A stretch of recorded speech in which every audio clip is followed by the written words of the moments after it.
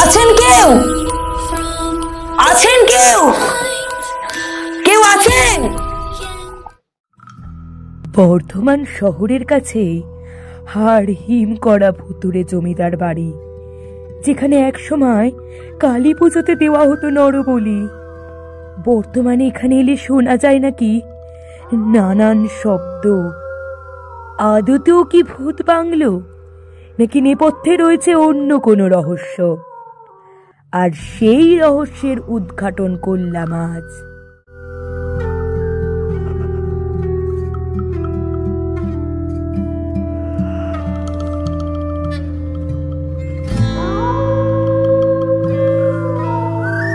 বর্ধমান শহর সদরঘাট পেরিয়েই পুলেমপুরের অন্তর্গত কামালপুর গ্রামে রয়েছে একটি জমিদার বাড়ি, যেটা এখন ভূত বাংলো নামে পরিচিত।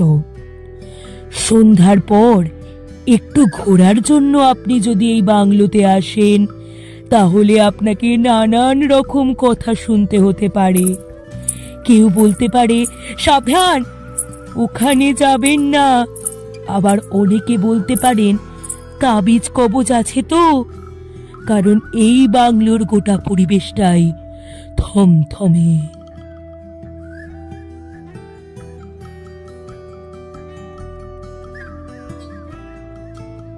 রাত্রিবেলা কতক্ষণ লোক চলে এখানে? কেউ থাকে না, একদম নিস্তব্ধ। এই একজনা আছে বলে ওই নদিয়া থেকে উঠে সেইখানে আছে বলেই যা একটু নাহলে কেউ নাই।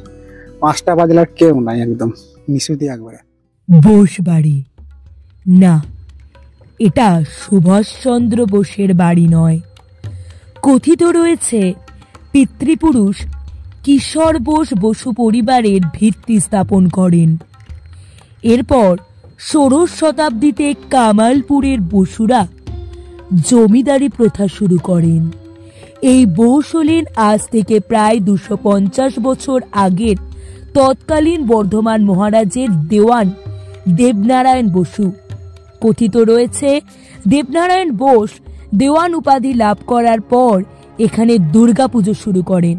তবে দুর্গাপুজো শুরু হবার প্রায় 150 বছর আগে থেকেই এই জমিদার বাড়িতে কালী পুজো হতো, এবং কালী পুজোর সময় নাকি এখানে নরবলি দেওয়া হতো।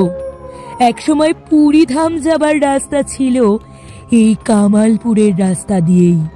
বর্তমানে এই বাড়ির মালিকরা কর্মক্ষেত্রের জন্য বাইরে থাকেন। বর্তমানে সংরক্ষণের অভাবে গোটা বাড়িটিকেই লতা পাতায় গ্রাস করেছে। বাড়িটির কিছু অংশ ভেঙে পড়েছে।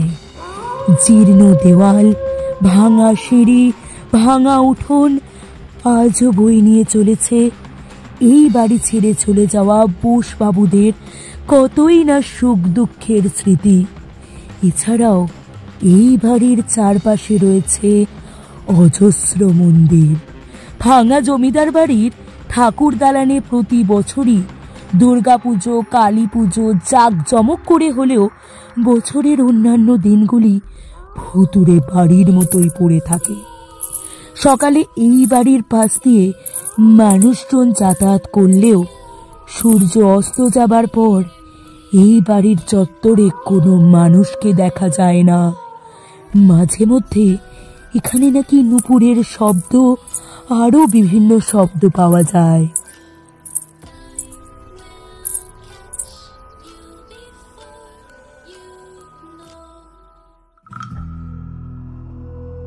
পুরনো লোকেদের কাছ থেকে আমরা শুনেছি যেটা, যে ওখানে মাঝে মধ্যে ওই নুপুরের আওয়াজ, এই সমস্ত কিছু শোনা যেত। আমি জানি না আদতেও এখানে কোনো শব্দ শোনা গিয়েছিল কিনা বা যায় কিনা, কারণ আমি নিজের কানে শুনিনি। এবং বেশ কিছু গর্ত তৈরি হয়েছে। আমি আমার ক্যামেরা পার্সনকে দেখাতে বলবো যতদূর গিয়ে দেখানো যায় এই গর্ত। তবে আমি কাউকে ডাকারও চেষ্টা করব, কারণ অনেকেই বলছেন এখানে বিভিন্ন আওয়াজ শুনতে পায়। আমি একটু ডাকার চেষ্টা করব।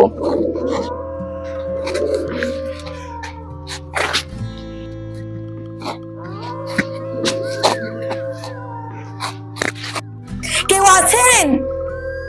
আছেন কেউ? আছেন কেউ? কেউ আছেন? কেউ আছেন? আছেন কেউ? আছেন কেউ? আছেন কেউ? কেউ আছেন? আছেন কেউ? আমি আপাতত কোনো শব্দ এখনো শুনতে পাইনি, তবে এখন ঘড়ির কাঁটা বলছে দুপুর 1:10।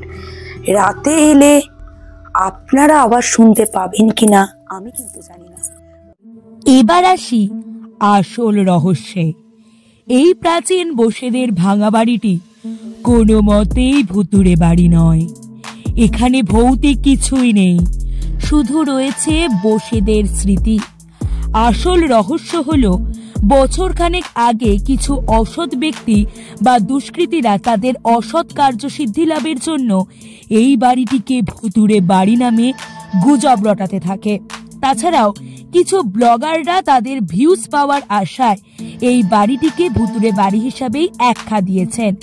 তবে বলা যেতে পারে এই প্রাচীন জমিদার বাড়িটি এখন প্রায় দুষ্কৃতীদের আতুর ঘরে পরিণত হয়েছে, যার ফলে স্থানীয় বাসিন্দারা সন্ধেবেলা প্রাণের ভয়ে এই বাড়ির সামনে দিয়ে যান না।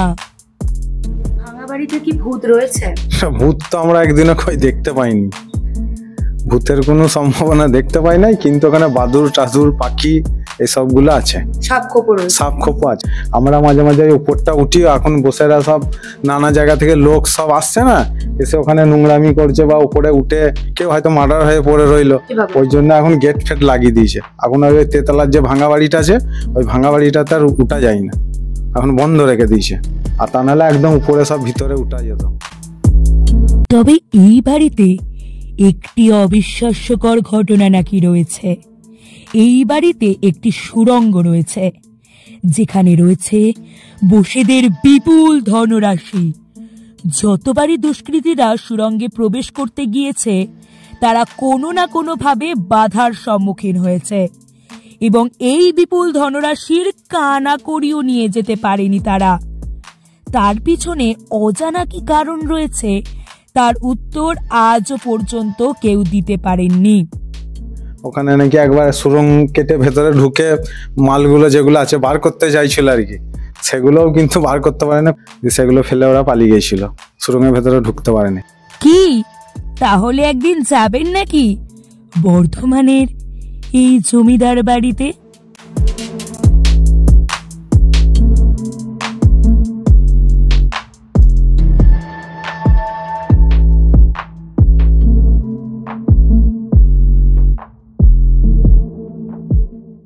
ফলো এবং সাবস্ক্রাইব করুন রিপোর্টার সুকৃতি।